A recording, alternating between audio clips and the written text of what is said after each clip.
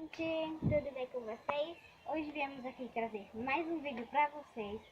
Hoje o título do vídeo vai ser Rico vs Pobre fazendo slime. Eu espero que vocês gostem, deixe o seu like, se inscreve no canal, ative o sininho das notificações para não perder nenhum vídeo novo. Bora ao vídeo? Pobre fazendo slime. Menina, tá fazendo o quê? Slime. Que versão é essa, hein? Já não tem dinheiro pra comprar R$1 de pão. Gasta R$1 com essa cola aí. É R$2. Ai, meu Deus do céu, vai acabar com minha vida. Pegar o ativador. Mexe logo isso daí logo, que eu tô com nojo.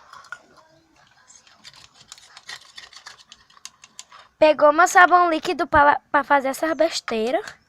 Cadê o corante? Também veio dormir com as calças cheias de bosta. Que eu não lavo mais não. Esse sabão aqui é meu.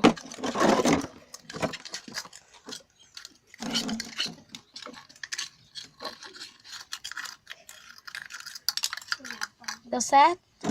Dei. Deixa eu ver se é bom. Que nojo. Rico fazendo slime. Empregada, quero os meus ingredientes para me fazer um slime. Estrale os dedos, minha filha. Pronto? Vou botar.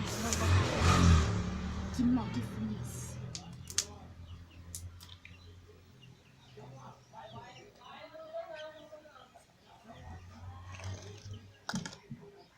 Cola. Vou botar ativador.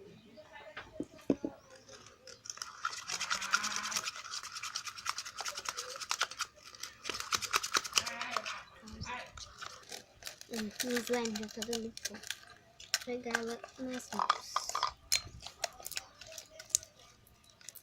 O meu slime deu ponto.